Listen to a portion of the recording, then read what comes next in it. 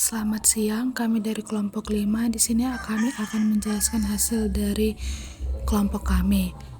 Adapun anggota kami yaitu yang pertama Aska Nabila sebagai pemateri, Ellen Lorenza Siregar sebagai moderator, Etania Boru Ginting sebagai pemateri, dan Wanda Zaskia Paulina Ketaren sebagai pemateri. Bab 1 akan dijelaskan oleh Etania. Bab 1 Pendahuluan. Latar belakang. Indonesia merupakan wilayah yang rawan terhadap bencana, baik bencana alam maupun karena ulah manusia. Bencana dapat menimpa semua umur, dengan kata lain, semua kelompok umur dapat terkena bencana. Bantuan makanan untuk pengungsi dewasa kurang bermasalah ketimbang bayi dan anak, karena korban dewasa dapat mengkonsumsi berbagai jenis makanan. Untuk bayi dan anak balita, masalahnya lebih rumit karena belum bisa mengkonsumsi semua jenis makanan yang diperoleh dari penampungan. Upaya penanganan gizi dalam situasi bencana, rangkaian kegiatan yang dilakukan pasca bencana dapat berupa seperti kegiatan pemberian makanan agar pengungsi tidak lapar dan dapat mempertahankan status gizinya, sementara penanganan kegiatan gizi pada tahap-tahap darurat lanjut adalah menanggulangi masalah gizi melalui intervensi sesuai kebutuhan gizi yang ada.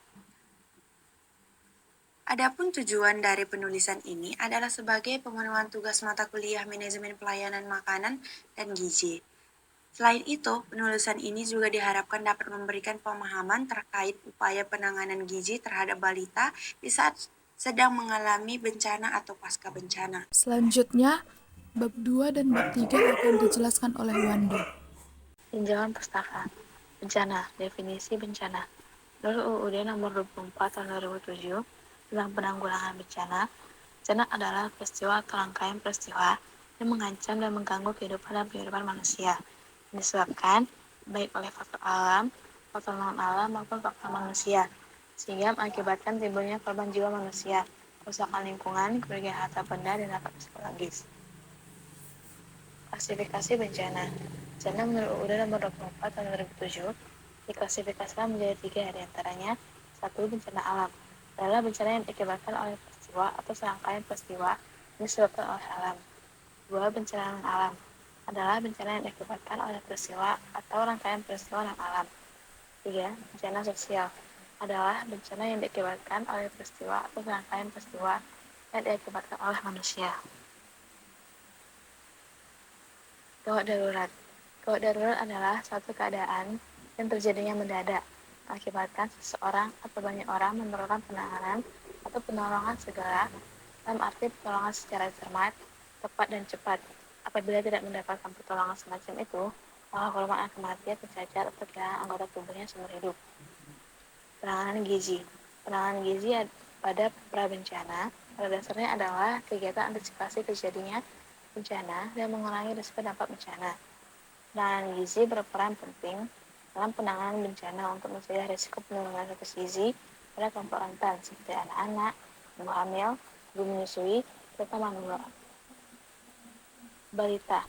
Pengertian balita. Balita adalah anak yang berumur 12 hingga 59 bulan.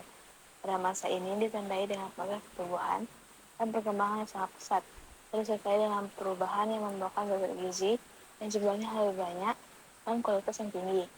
Akan tetapi, balita termasuk kelompok yang rawan gizi serta mudah menderita kelainan gizi karena kekurangan makanan yang dibutuhkan. Konsumsi makanan memegang peran penting dalam pertumbuhan fisik dan kecerdasan anak, sehingga konsumsi makanan berpengaruh besar terhadap proses gizi anak untuk mencapai pertumbuhan fisik dan kecerdasan anak. Kementerian Kesehatan Republik Indonesia tahun 2011 menjelaskan balita merupakan usia di mana anak mengalami pertumbuhan dan perkembangan yang pesat.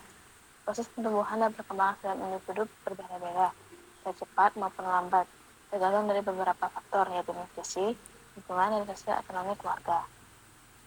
Kebutuhan gizi balita. Kebutuhan gizi yang harus dipenuhi pada masa balita diantaranya adalah energi dan protein. Kebutuhan energi sehari untuk tahun pertama kurang lebih 100 hingga 200 kalori per kilogram berat badan.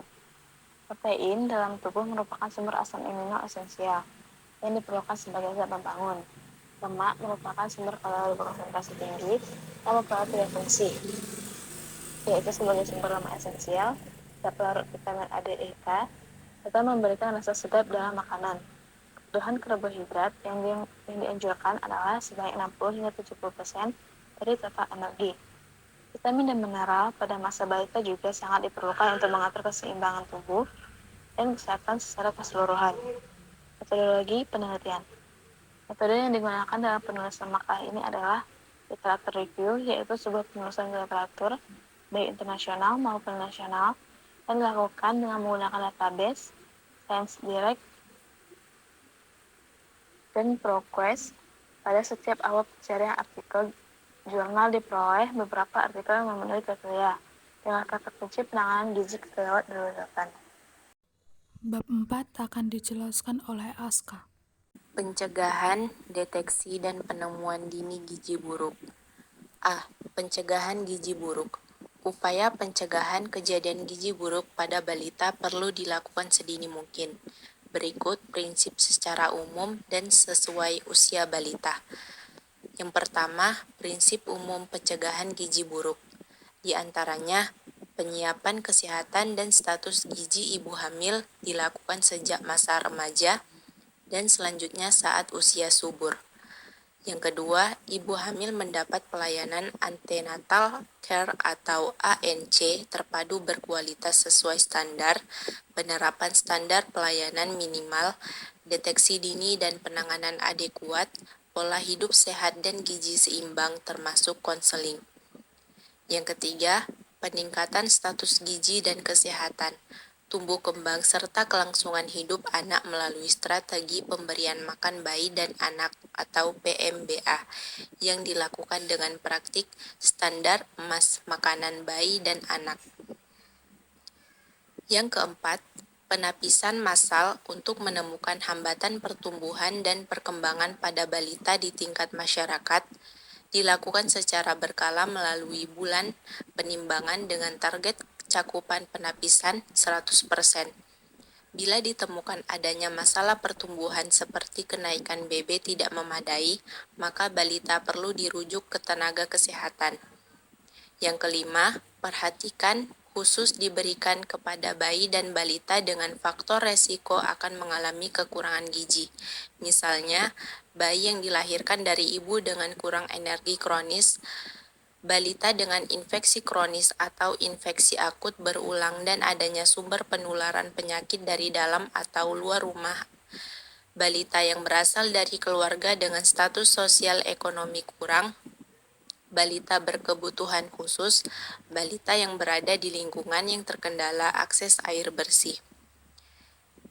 Yang keenam, dukungan program terkait dukungan program diperlukan dalam upaya pemenuhan total cakupan pelayanan, menghindarkan bayi atau balita dari berbagai resiko kesehatan, konseling pemberian makan sesuai umur dan penanganan balita sakit secara komprehensif. Yang ketujuh, dukungan lintas sektor. Dukungan lintas sektor seperti dalam pemenuhan kebutuhan air bersih atau pengadaan jamban keluarga, serta lingkungan sehat dalam upaya pencegahan penyakit infeksi berulang seperti diare yang dapat mengakibatkan gizi buruk pada balita. Selanjutnya, pencegahan gizi buruk pada bayi dengan umur kurang dari 6 bulan. Proses terjadinya gizi buruk pada bayi di bawah usia 6 bulan dapat dialami sejak dalam kandungan. Pencegahan gizi buruk pada kelompok ini dimulai sejak kehamilan sampai pada masa menyusui serta faktor lainnya. Pencegahan jangka pendek adalah dengan melakukan IMD dan memberikan ASI eksklusif serta pemantauan pertumbuhan dan perkembangan sejak awal kehidupan. Pemeriksaan non-natal esensial dengan pendekatan manajemen terpadu balita sakit. Apabila ditemukan gangguan pertumbuhan atau perkembangan penyakit kelainan bawaan, maka bayi perlu segera dirujuk untuk mendapatkan pelayanan yang adekuat dan tepat.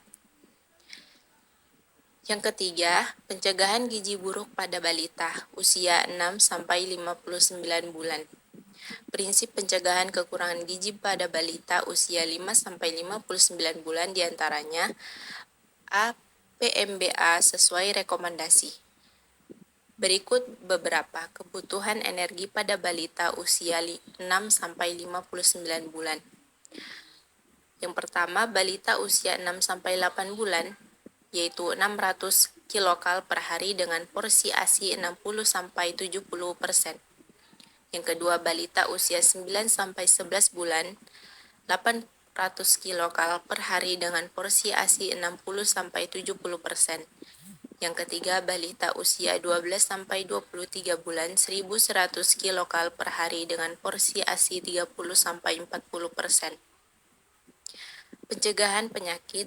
Upaya pencegahan penyakit dapat dilakukan dengan pemberian imunisasi dasar lengkap, menyediakan jamban keluarga, sumber air bersih, serta menjaga kondisi lingkungan dari polusi termasuk polusi industri, asap kendaraan bermotor, dan asap rokok. Poin selanjutnya, pemantauan pertumbuhan balita. Prinsip pencegahan gizi buruk adalah menemukan kasus yang beresiko mengalami gizi buruk. Untuk itu perlu dilakukan penemuan balita dengan hambatan pertumbuhan sedini mungkin di posyandu atau fasilitas kesehatan tingkat pertama. Penyebab utama hambatan pertumbuhan dapat dikelompokkan menjadi 3 diantaranya. Yang pertama, asupan makanan yang kurang. Yang kedua, adanya penyakit infeksi akut atau kronis seperti infeksi saluran pernapasan, diare, malaria, campak, TB, HIV, atau AIDS. Yang ketiga, kelainan atau cacat bawaan. Poin 5. Tindak lanjut balita beresiko gizi buruk. Saat pemantauan pertumbuhan balita, bila ditemukan indikasi hambatan pertumbuhan atau resiko terjadinya hambatan pertumbuhan berdasarkan salah satu indikator pertumbuhan. Jika bayi berusia kurang dari 6 bulan, lakukan pemeriksaan semua indikator pertumbuhan. Lakukan penilaian proses menyusui termasuk posisi dan perletakannya serta status gizi dan asupan makanan ibu. Lakukan penilaian riwayat imunisasi dan riwayat kesehatan lain. Lakukan juga penilaian faktor risiko lain. Selanjutnya, tindak lanjut sesuai dengan kondisi yang ditemukan. Seperti konseling menyusui, konseling gizi bagi ibu menyusui, konseling stimulasi tumbuh kembang, rujukan ke program kesehatan terkait, tata laksana gizi buruk bagi balita yang terindiksi gizi buruk. Jika balita berusia 6-59 bulan, lakukan pemeriksaan semua indikator pertumbuhan. Lakukan penilaian asupan makan dan pola pemberian makan menurut umur. Lakukan penilaian riwayat imunisasi dan riwayat kesehatan lain. Lakukan juga penilaian faktor resiko lain. Selanjutnya, deteksi dan penemuan dini gizi buruk tingkat masyarakat. Langkah-langkah deteksi dan penemuan dini gizi buruk pada balita yang dapat dilakukan oleh masyarakat adalah sebagai berikut. Yang pertama, meningkatkan akses balita untuk ditimbang setiap bulan melalui berbagai titik penimbangan, misalnya posyandu, poskesdes, pustu, puskesmas, fasilitas pelayanan kesehatan swasta atau praktik mandiri. Yang kedua, pengukuran lila pada anak usia 6-59 bulan di tempat penimbangan bulanan seperti di atas dan berbagai kesempatan sosial, misalnya acara keagamaan, acara adat atau sosial, dan pertemuan masyarakat lainnya. Dalam penemuan dini kasus beresiko kekurangan gizi pada balita oleh masyarakat, ada 2 pendekatan penemuan balita beresiko kekurangan gizi. Yang pertama, penemuan kasus secara pasif. Kegiatan penemuan kasus secara pasif biasanya dilakukan saat balita datang ke posyandu untuk kegiatan pemantauan pertumbuhan, saat kunjungan rutin lain ke fasilitas kesehatan, atau saat kunjungan ke fasilitas kesehatan karena sakit. Pemeriksaan dan pengukuran status gizi ini meliputi berat dan panjang atau tinggi badan untuk dapat menentukan Z-score BB per PB atau BB per TB. lalu lila, selanjutnya pitting edema bilateral. Yang kedua, penemuan kasus secara aktif. Penemuan kasus secara aktif dapat dilakukan dengan melakukan sweeping balita yang tidak datang ke posyandu dan screening dengan menggunakan lila pada kesempatan di mana banyak balita berkumpul seperti acara sosial, kemasyarakatan, dan acara keagamaan. Alur penapisan masalah gizi dan jenis layanan yang diperlukan. Masalah gizi adalah suatu kondisi di mana terjadi kekurangan, kelebihan, atau ketidakseimbangan asupan kalori atau zat gizi seseorang. Kekurangan gizi adalah suatu kondisi yang dapat terjadi secara akut dan kronis disebabkan oleh asupan zat gizi yang tidak memadai. Berdasarkan klasifikasi WHO, kurang gizi akut dibagi menjadi 2. Yang pertama, balita gizi kurang adalah balita dengan indeks BB per PB atau BB per TB kurang 3 sampai dengan kurang 2 sampai dengan atau dengan pengukuran lila berada di antara 11,5 cm. Yang kedua, balita gizi buruk adalah balita dengan indeks BB per PB atau BB per TB kurang dari 3 sampai dengan pengukuran lila kurang 11,5 cm atau usia 6 sampai 59 bulan. Selanjutnya, pemantauan dan evaluasi. Pemantauan dan evaluasi merupakan bagian penting dalam pelayanan balita gizi buruk rawat jalan. Dengan adanya informasi yang akurat, maka masalah spesifik yang timbul akan lebih mudah diatasi secara efektif. Pemantauan efektivitas penanganan balita gizi buruk menjadi normal atau gagal dapat digunakan menjadi dasar untuk memperbaiki pelaksanaan dan perencanaan pelayanan rawat jalan. Pada saat balita sudah mencapai status gizi baik, maka pemantauan pertumbuhan dilakukan secara rutin setiap bulan. Pemantauan dan evaluasi balita gizi buruk yang mendapatkan layanan rawat jalan dilakukan melalui kunjungan rumah oleh tenaga kesehatan, melalui kunjungan ibu atau pengasuh ke fasilitas pelayanan kesehatan. Hal-hal yang dievaluasi diantaranya perkembangan kenaikan BB dan lila anak. Jika ada edema, perhatikan perkembangan pemulihan pitting edema bilateral. Selanjutnya, perubahan nafsu makan dan kepatuhan dalam menjalani terapi diet. Penilaian hasil layanan rawat jalan. Pada saat ditemukan kondisi-kondisi seperti pada tabel yang ada pada materi kami, maka lakukan kunjungan rumah atau rujukan ke fasilitas kesehatan untuk dapat mengidentifikasi penyebab-penyebab kemajuan terapi yang lambat. Penyebab terkait dengan balita dan lingkungan rumah diperoleh pada saat petugas gizi melakukan kunjungan dengan menggunakan kuesioner, lakukan tindak lanjut sesuai dengan penyebab yang teridentifikasi. Pencatatan dan pelaporan layanan rawat jalan setiap bulan dilakukan pencatatan dan pelaporan. Di antaranya, kasus balita gizi buruk baru, yang kedua, kasus balita gizi buruk lama, yang ketiga, kasus yang keluar dari layanan rawat jalan, di antaranya sembuh, meninggal, drop out, dirujuk ke layanan rawat inap, pindah ke layanan rawat jalan lain. Pencatatan dan pelaporan dapat direkam antara lain pada aplikasi pencatatan dan pelaporan gizi berbasis masyarakat. Materi selanjutnya bab 5 akan dijelaskan oleh Etania. Adapun kesimpulan dari penulisan ini, berdasarkan pembahasan di atas dapat diketahui bahwa upaya dalam penanganan gizi pada balita di saat mengalami bencana dan pasca bencana tidak ditangani dengan baik, di mana jumlah dan jenis makanan yang tersedia belum sesuai dan tidak dapat memenuhi kebutuhan gizi balita. Keterbatasan dana, sumber daya manusia, serta cara pendistribusian dapat mempengaruhi ketersediaan bahan makanan untuk balita. Untuk itu, perlu dilakukan penanganan gizi balita pada kondisi pasca bencana secara khusus dengan memberikan makanan yang berbeda menurut kelompok umur. Kebutuhan gizi yang harus dipenuhi pada masa balita diantaranya adalah energi dan protein, di mana kebutuhan energi sehari untuk tahun pertama kurang lebih 1000-200 kilokalori per kilogram berat badan. Energi dalam tubuh diperoleh terutama dari zat gizi, karbohidrat, lemak, dan protein.